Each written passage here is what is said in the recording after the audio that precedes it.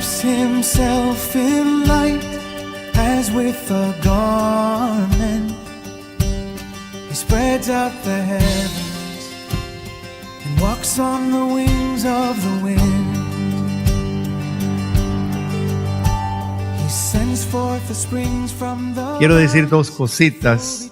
Primero, gracias por la invitación. Les agradezco a Carlos y a los coordinadores la oportunidad de acompañarles en esta conferencia. Considero el tema muy importante. Y segundo, los felicito y les animo a que todo lo que hemos escuchado del hermano Bradley, del hermano Carlos, de Juan Calvino, considero no solamente asuntos de teología, asuntos abstractos o del pasado, sino sumamente actuales e importantes. En esta última parte quiero terminar con lo que Carlos me había pedido al principio, aplicar la suficiencia de las Escrituras en torno a la evangelización y la santificación en la vida del cristiano. Y Calvino tiene un párrafo que me impactó, me acuerdo la primera vez que lo vi, y se llama la sección Escritura, juez del Espíritu. La Escritura es juez del Espíritu. En la providencia de Dios surgieron casi todas las corrientes teológicas, no todas las sectas, pero casi todas las corrientes teológicas posibles en el siglo XVI. Y una de estas era la rama del anabautismo a que se refirió el pastor Carlos Cruz también, a quienes Calvino llama espíritus fanáticos. Ellos reclamaban ser profetas celestiales, criticando toda la iglesia institucional como muerta. ¿Suena moderno esto? Una iglesia muerta, y ellos reclamaban revelaciones y visiones directamente de Dios. Calvino nota que ellos se atreven a menospreciar la Escritura como de cosa de niños, demasiado vulgar, y enseñaba que la Biblia era letra muerta y homicida porque la letra mata. Así que llegaban hasta decir que la Biblia era nociva para la vida del cristiano. La aparición de estas gentes nos fue provechosa porque permitió a Juan Calvino darnos a nosotros una respuesta válida para todos los tiempos. La aparición del pentecostalismo, lo que conocemos como el pentecostalismo, a principios del siglo XX, simplemente siguió y repitió muchos de los desatinos de los entusiastas del siglo XVI. Calvino nota acertadamente que los reclamos de los profetas celestiales era una afrenta tanto a las Escrituras como al mismo Espíritu Santo. Y es porque fue el Espíritu Santo que inspiró las Escrituras. Y es el Espíritu Santo que aplica las Escrituras. Menospreciar la Biblia es menospreciar el Espíritu Santo de Dios, que tuvo tanto cuidado en hacer un libro que duró 1500 años haciéndolo, preservándolo, guardándolo. Y Calvino cita 2 de Pedro 1:19 para afirmar junto con el apóstol que la Biblia es la palabra profética más segura. Según la lógica de los entusiastas, el Espíritu Santo de ellos es un espíritu caprichoso, cambiante, no coherente ni consistente. Por un lado, el Espíritu Santo inspira una Biblia y por otro lado da revelaciones contemporáneas contrarias a la Biblia. ¿Qué espíritu es este?, dice Calvino. Juan Calvino nos recuerda que el mismo Satanás se transforma en ángel de luz, y si eso es cierto, ¿cómo vamos a poder discernir cuáles son revelaciones de Satanás, ángel de luz, o del Espíritu Santo? No habría ninguna regla segura. No, dice Calvino, estos pseudo profetas van tras otro espíritu y no el de Dios.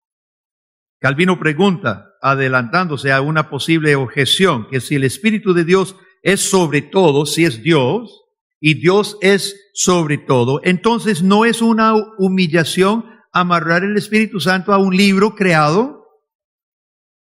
Si el Espíritu no está sujeto a nada, ¿cómo podemos esperar que el Espíritu esté sujeto a una Biblia? Y los entusiastas hablaban mucho de la libertad, cosa que hemos escuchado hasta nuestro tiempo, hasta canciones y todo, la libertad del Espíritu Santo. Si el Espíritu es libre, ¿cómo se puede sujetar a un libro? El mismo argumento se aplica a los modernistas, los liberales teológicos o el modernismo en sus variadas formas, que no acepta que un libro hecho por hombres pueda ser palabra de Dios o pueda ser fundamento de la religión. La respuesta de Calvino fue corto y al grano. No es ninguna afrenta al Espíritu Santo, dice Calvino, que Él sea siempre fiel y conforme a sí mismo. Eso no es ninguna afrenta, es loar al Espíritu Santo. Si Dios no cambia, si Dios es fiel, si Dios permanece fiel para siempre, entonces no es de esperarse que lo que Dios produce va a ser acorde a su naturaleza de fidelidad y permanencia. Escuchemos a Calvino mismo. Dice así: pero a fin de que en nombre del Espíritu de Dios no se nos meta poco a poco Satanás, quiere el Señor que lo reconozcamos en su imagen que Él ha impreso en la Escritura Santa. Una vez más, Calvino habla de la Biblia siendo la imagen misma impresa del Espíritu Santo. Él es su autor, Él no puede ser distinto de sí mismo, cual se manifestó una vez en ella, tal conviene que permanezca para siempre. Esto no es afrenta para con Él, a no ser que pensemos que el degenerar de sí mismo y ser distinto de lo que era antes es un honor para Él. La autoridad de las Escrituras y la suficiencia de las Escrituras para Calvino surgen de que son imagen del Espíritu de Dios, el Dios que permanece fiel a sí mismo y a su palabra. La doctrina calvinista de la palabra está unida a su doctrina sobre Dios. No se puede separar. La doctrina calvinista de la Biblia está ligada a nuestra doctrina sobre Dios. Y para Calvino no es posible separar el carácter de Dios de la naturaleza de las Escrituras. Entonces, hablemos del papel de la Biblia en cuanto, primero, al evangelismo y segundo, para la santificación de la vida del cristiano. En cuanto al evangelismo, Calvino coloca las Escrituras en el centro de la obra de Dios para convertir y para santificar a los suyos. En las Escrituras, Dios revela su santidad por medio de la ley, creando un temor santo de Dios y amor por su santidad. Recuerde que estamos hablando de la suficiencia de las Escrituras y aquí, hermanos, considero que dista mucho las versiones populares de la suficiencia de las Escrituras. Todas las iglesias evangélicas enseñan, sí, las solas, ¿verdad? La sola Escritura. Pero en muchos casos tenemos un concepto demasiado superficial. Escuche Calvino, para lo cual es suficiente las Escrituras. Dios revela en las Escrituras y Dios produce en las Escrituras, primero, un temor santo y amor por su santidad. Eso es lo que produce las Escrituras. Y en las mismas Escrituras Dios revela el Evangelio de Cristo, en quien somos justificados y santificados. De acuerdo con su énfasis general, Calvino une la función de la Escritura con la obra del Espíritu Santo, porque es el Espíritu Santo que aplica la ley y las promesas del Evangelio. Dice Calvino: Dios obra en sus elegidos de dos maneras. La primera es desde dentro por su Espíritu, la segunda desde fuera por la palabra. Con su Espíritu alumbrando su entendimiento y formando sus corazones para que amen la justicia y la guarden. Los hace criaturas nuevas. con su palabra los despierta y estimula que apetezcan, busquen y alcancen esa renovación. En ambas cosas muestra la virtud de su mano conforme al orden de su dispensación. Muchos han sido los detractores del calvinismo, quienes parecen nunca haber leído al reformador.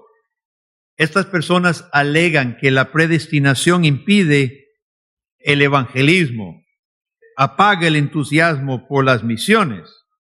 Por supuesto que estos calumniadores no conocen ni la historia ni al teólogo que están criticando. Siguiendo fielmente a las Escrituras, Calvino afirma que el Dios que predestina a los pecadores incapaces es el Dios que predestina su propio medio de convertirlos. Y ese medio es la predicación de la palabra de Dios. Además, si conocieran un poquito de la historia, sabrían que fue Juan Calvino que fue uno de los estímulos más fuertes para la evangelización de Francia, de los Países Bajos y con otros a Escocia e Inglaterra. Calvino enfatiza entonces una doble faceta de la predicación de la palabra de Dios. Primero, la ley de Dios nos demuestra nuestra impotencia. Calvino cita las Escrituras para la función de la ley de Dios. Parece mucho a Lutero en esta parte. Y esta función de las Escrituras suficientes lleva al pecador a una verdadera humillación delante de la santidad de Dios. Por eso yo decía que cuando hablamos de la suficiencia de las Escrituras, las versiones superficiales no hablan de esta parte. Escuchemos. ¿Por qué? Pregunto yo, dice Calvino. ¿Qué quiere decir estos textos de San Pablo? Por medio de la ley es el conocimiento del pecado, Romanos 3:20. No conocí el pecado sino por la ley, Romanos 7:7. Fue añadida la ley a causa de las transgresiones, Gálatas 3:19. La ley se introdujo para que el pecado abundase, Romanos 5:20. Dice Calvino, San Pablo demuestra en muchos lugares que la ley exige más de lo que nosotros podemos hacer, y ello para convencernos de nuestra debilidad y pocas fuerzas. Calvino es enfático que se debe predicar las consecuencias del pecado que la ley de Dios aclara. Una vez más, citando a Pablo, dice Calvino, el apóstol no reprende las malas costumbres de este o del otro siglo, sino que acusa la perpetua corrupción de nuestra naturaleza. Pues su intención en este lugar no es simplemente reprender a los hombres para que se enmienden, que es la versión muy común del Evangelio. Varias personas han admitido delante de mi persona que la versión del cristianismo que antes promovían, creían, era para que llegáramos a ser buenas personas, que enmendiéramos nuestros caminos. Dice Calvino, no es simplemente reprender a los hombres para que se enmienden, sino enseñarles a todos, desde el primero al último, que se encuentran oprimidos por tal calamidad que jamás podrán librarse de ella si la misericordia de Dios no lo hace. El apóstol Pablo, en primer lugar, despoja al hombre de la justicia, es decir, de la integridad y pureza. Luego le priva, oiga todas las cosas que la ley hace, la palabra de Dios, la palabra suficiente de Dios, en la parte de la ley, primero lo despoja de justicia, luego le priva de inteligencia, dando como prueba el haberse apartado el hombre de Dios, que es el primer grado de la sabiduría. A continuación, afirma que todos se han extraviado y están como podridos, de suerte que no hacen bien alguno. Cuenta luego las abominaciones con que han contaminado su cuerpo los que se han entregado a la maldad. Finalmente, declara que todos están privados del temor de Dios, el cual debiera ser la regla a la cual conformáramos nuestra vida. Eso es lo que hace la ley. Es lo que hace la palabra de Dios. La predicación de la ley debe incluir el anuncio del estado miserable del hombre. perdido en su incapacidad de poder cumplir la justicia de Dios. También debe llevar a una desesperación, es el término que Calvino usa, en cuanto a nuestra propia capacidad de salvación. El conocimiento de nosotros mismos ofrecido por la palabra de Dios hace, cito Calvino, hace que nace un odio de nosotros mismos y un desagrado y verdadera humildad. Mire, no vas a escuchar esto en las iglesias de salud y prosperidad. Que Dios solo quiere que tú seas feliz. Y es por esto que Calvino es aborrecido por muchas personas que dicen ser cristianas. Calvino afirma, y usted puede ver las citas bíblicas en que se apoya. Calvino afirma que la palabra de Dios hace que nazca un odio de nosotros mismos, un desagrado y verdadera humildad, y se enciende en nosotros un nuevo deseo de buscar a Dios para recuperar en Él aquellos bienes de los que nos sentimos vacíos y privados. Asimismo, la conciencia convencida de su impotencia por experiencia necesariamente tendrá que desesperar de sus fuerzas propias. Ambos sentimientos engendran depresión de espíritu y abatimiento. Como resultado de todo esto, el hombre, atemorizado por el sentimiento de muerte eterna, que ve amenazarle en virtud de sus injusticias, se acoge a la misericordia de Dios como único puerto de salvación, y sintiéndose impotente, podrá saldar lo que debe a la ley. Desesperando de sí mismo, se anima a esperar y pedir socorro en otra parte. Comparando el énfasis de Calvino con la mayoría de los programas evangelísticos hoy, percibimos una gran brecha. Calvino recalca el profundo estado impotente del hombre, quien es reo de muerte, bajo la condenación justa de Dios. Calvino explica por varios capítulos las consecuencias personales, corporativas y sociales del pecado. Y sobre todo destaca la enseñanza bíblica de que el pecado nos separa de Dios eternamente, a menos que seamos reconciliados con Él mediante su gran gracia mostrada en Cristo Jesús. Y el punto para nosotros es que esta es la labor de la palabra de Dios. Es por medio de la ley de Dios, contenida en su palabra, que Dios hace esta labor. El reformador puede describir la misericordia de Dios en términos mucho más sublimes que cualquier programa moderno, porque primero aprecia la enseñanza bíblica sobre la gravedad verdadera del pecado. Calvino, más que cualquiera que yo conozco, puede describir lo sublime de la obra de Cristo, lo maravilloso de la salvación, porque mejor que muchos otros entiende la gravedad de las consecuencias del pecado. Yo concuerdo con Calvino. Hoy la gracia es barata porque el pecado es reducido a unos errorcillos de conducta o la falta de confiar en uno mismo. Robert Schuller decía que el pecado era la falta de confianza en uno mismo. Ese era el pecado. No hay una declaración acertada de la verdadera naturaleza del pecado y sus consecuencias en demasiados círculos evangélicos hoy. Es dudoso que un pecador pueda entender lo que es creer en Cristo o aceptar a Jesús si no comprende de lo que Jesús le está salvando. ¿Para qué va a creer en Jesús? ¿Para qué va a aceptar a Jesús? ¿Para qué?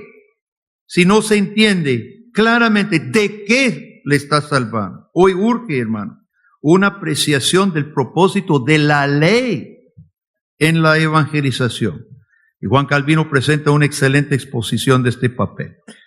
Cumpliendo su papel la ley, el pecador es llevado por la Escritura a buscar fuera de su propia persona, y esta salvación se encuentra específicamente en Cristo Jesús, el Hijo de Dios.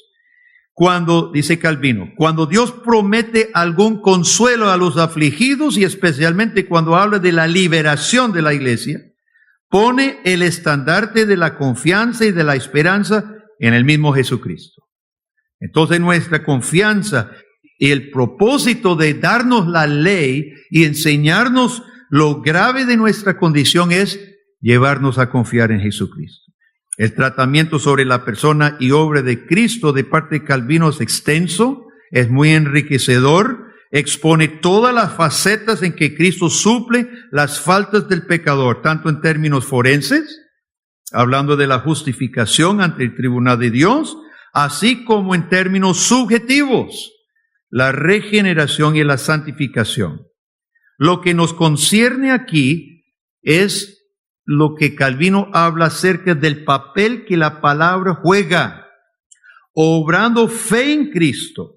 Calvino usa el término evangelio para esa parte del mensaje de Dios que nos lleva a Cristo. Entonces, en la cita, él va a decir evangelio, estamos hablando de la misma palabra de Dios, la parte que nos presenta la obra de Cristo. Dice Calvino, la fe llega a Cristo por el evangelio, por la palabra de Dios, donde Jesucristo es su obra y persona presentados. La fe llega a Cristo por el evangelio, por tanto, el verdadero conocimiento de Cristo es lo que recibamos tal como el Padre nos lo ofrece, a saber, revestido de su evangelio, la palabra. Porque así como nos es propuesto cuál blanco de nuestra fe, Cristo es el blanco de nuestra fe, así también jamás llegaremos a Él más que guiados por el evangelio, su palabra. De hecho, en el evangelio se nos abren los tesoros de la gracia que si permanecieran cerrados, de muy poco aprovecharía Cristo. Sin la Biblia, no vamos a ver a Cristo, no vamos a llegar a Cristo. Y termina diciendo así, en estas palabras, sin la palabra no hay fe. Sin la palabra no hay fe. Y recuerde de lo que Calvino acaba de explicar en la palabra, sin la presentación de la ley y nuestra pecaminosidad y la condenación de Dios, y el evangelio, la presentación de Cristo a nuestro favor, sin esa palabra, no puede haber fe. No hay fe. Calvino hace una comparación. A Calvino le gusta utilizar la metáfora del sol. Muchas veces lo usa en sus comentarios y en la institución. Y dice, es como el sol, los rayos del sol, los rayos que nosotros no vemos, pero sentimos el calor, ¿verdad? Así como los rayos del sol produce calor, así la palabra predicada en los elegidos produce fe. La palabra es el rayo del Señor, la luz del Señor. El efecto, el calor, el efecto es la fe en el corazón del elegido.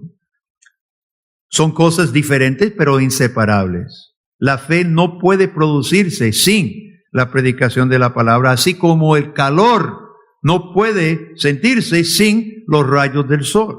Ese es el punto de la ilustración de Calvino. Por otro lado, la verdadera fe tiene su mirada en la palabra y solo en la palabra. De otra manera, no es fe bíblica, dice Calvino. Si tu fe no esté anclada en la palabra de Dios, no puede ser fe verdadera ni fe bíblica. Y no es la fe que salva. Calvino repudia toda definición modernista de la fe que se redefine como un sentir de dependencia a lo Schleiermacher o algún tipo de encuentro, momento de crisis a la Barth u otra. Dice Calvino, por ello, si la fe se aparta, por poco que sea, de este blanco al que debe tender, es la palabra de Dios, el blanco, La fe debe mirar a la palabra y a través de la palabra a Cristo. Si se aparta por poco que sea, pierde su naturaleza y en vez de fe, se reduce a una confusa credulidad, a un error vacilante del entendimiento.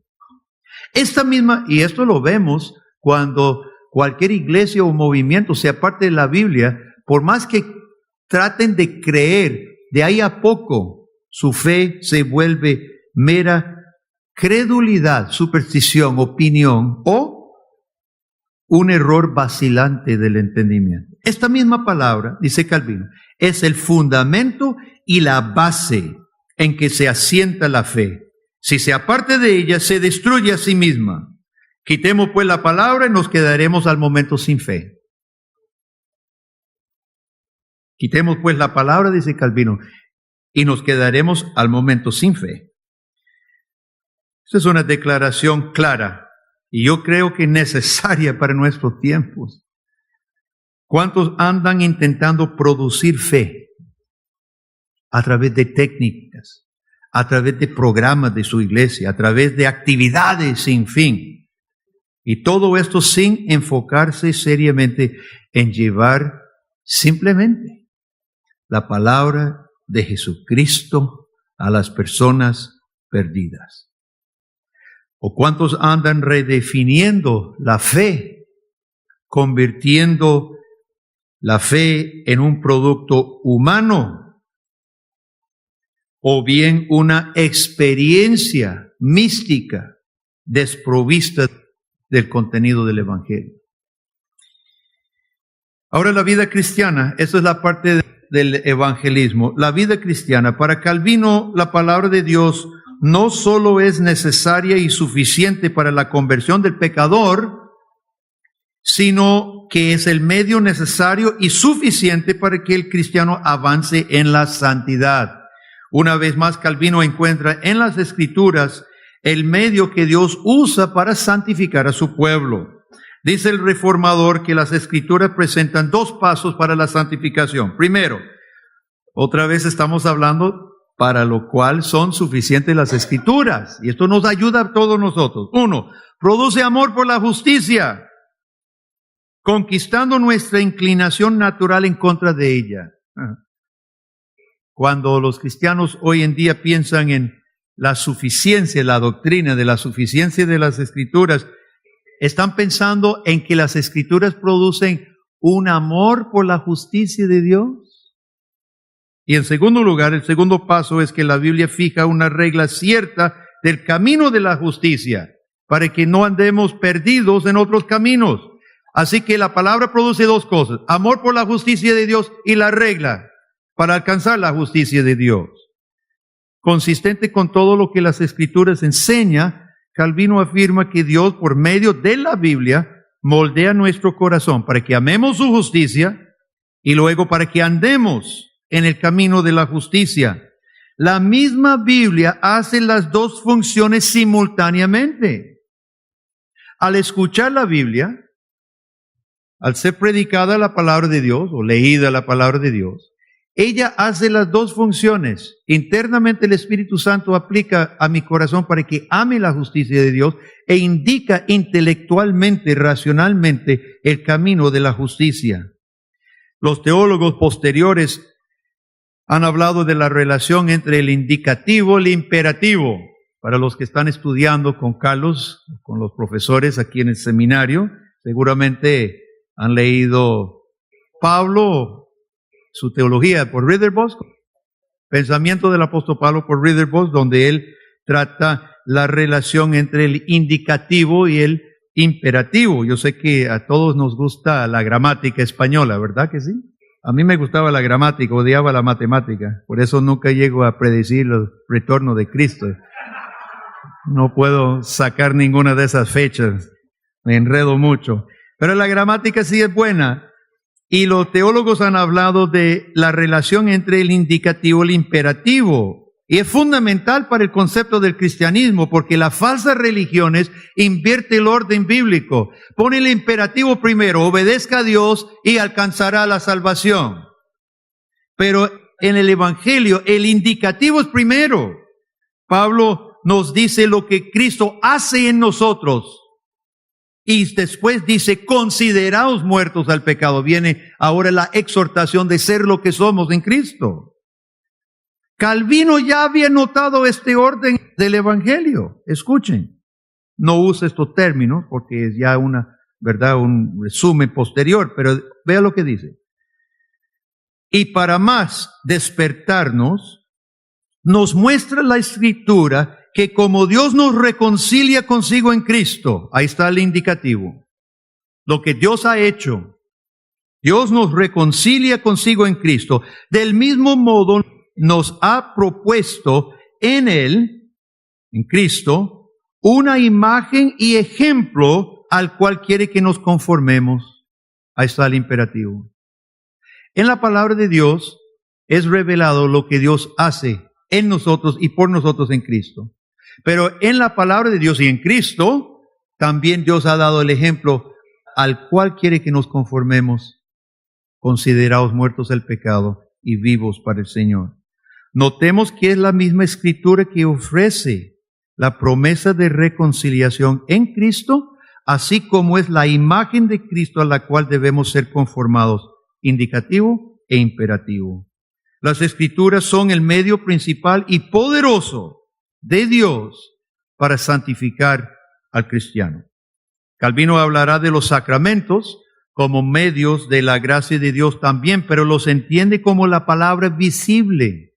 Los sacramentos, él los llama la palabra visible. Los sacramentos no enseñan ni cumplen ninguna otra tarea que la palabra no cumpla. Hacen lo mismo. Son señales y sellos de las mismísimas verdades que el Evangelio proclama en la Biblia. A manera de conclusión, en la providencia de Dios, 4 enemigos de la doctrina de la suficiencia de las Escrituras habían surgido en el tiempo del siglo XVI. Cuando Calvino comienza a escudriñar la palabra de Dios, estas 4 corrientes y 4 enemigos habían surgido. Primero, el catolicismo romano colocaba la Biblia bajo la autoridad del papado, del magisterio, de la iglesia, removiendo la palabra viva de Dios del pueblo y enterrándola bajo intereses mezquinos, humanos y carnales. En segundo lugar, el paganismo renaciente en las universidades y entre los estudiosos de los antiguos. Este paganismo eliminaba por completo al Dios creador personal, quien se autorrevela en la Biblia. Para estos, el concepto cristiano de la Biblia era un absurdo, ya que los hombres formamos parte del espíritu universal, divino del universo. En tercer lugar, los libres pensadores como Servet y sus discípulos, los protosocinianos, sujetaban la Biblia al raciocinio del hombre, negando su carácter profundamente sobrenatural. Negaban la verdadera divinidad de Cristo y convertían la salvación en obras humanas, ejecutadas por el potencial humano. La Biblia para estos terminaba siendo producto de inspiración humana, testimonio simplemente de los valores más altos de la humanidad, cosa que ha perdurado hasta hoy en día en los movimientos de modernistas y la teología liberal. En cuarto lugar, los entusiastas anabautistas relegaban la Biblia a letra muerta, reclamando tener revelaciones directas y frescas del Espíritu Santo. Y para estos protopentecostales, la Biblia era menos importante que sus propias visiones celestiales que deben dirigir el pueblo de Dios. Juan Calvino comprendía bien el desafío de cada corriente, que cada corriente presentaba el desafío al cristianismo bíblico. Y su percepción de la suficiencia de las Escrituras responde a cada una. Ante el catolicismo y el paganismo, Calvino responde que en la Escritura Dios mismo se autorrevela, se presenta delante del hombre realmente, y la Biblia es como oír la mismísima voz del Dios vivo. Ante los hijos de Servet y los racionalistas iluminados, recuerde que después de esto, el Renacimiento estaba siguiendo y se llamaban a sí mismos la ilustración, el alumbramiento. Para estos iluminados racionalistas, Calvino responde que el testimonio del Espíritu Santo en el corazón del creyente testifica a la veracidad de las Escrituras. El mismo Espíritu Santo que inspiró a los autores de la Biblia sella el testimonio de las Escrituras en el corazón del creyente. Y esta percepción tiene un alcance largo para la refutación de todas las teologías y filosofías racionalistas posteriores. En la Confesión de Fe de Westminster, en su primer capítulo, párrafo 6, habla claramente de que es necesario contar con corazones regenerados por el Espíritu Santo para entender el mensaje de la palabra de Dios. Y esto ha sido un punto durante toda la historia, todos los libros de hermenéutica y todos los libros de teología reformados ponen como precondición a la comprensión de la palabra de Dios un corazón regenerado. No podemos esperar que un corazón de piedra, un corazón muerto, saque la verdad ni perciba al Cristo vivo en las Escrituras. La respuesta de Calvino a los entusiastas guarda validez también para todas las épocas porque siguen surgiendo en cada etapa de la Iglesia. Su sección en la institución sobre la Escritura Juez del Espíritu, a mi opinión, es una exposición brillante de la unidad de la Biblia con la iluminación del Espíritu Santo, además de una defensa apropiada de la fidelidad de Dios en cuanto a su mensaje a los hombres. No es afrenta acusar a Dios de ser consistente. No es ninguna afrenta, ningún insulto acusar a Dios de siempre ser fiel. Calvino explica ampliamente la importancia de esta doctrina tanto para el evangelismo como para la vida cristiana. Al repasar el tratamiento de Calvino nos encontramos con una exposición mucho más profunda de lo que generalmente se expresa cuando hoy hablamos de la suficiencia de las Escrituras. Con frecuencia se comenta hoy en día que la Biblia es suficiente o sola Escritura.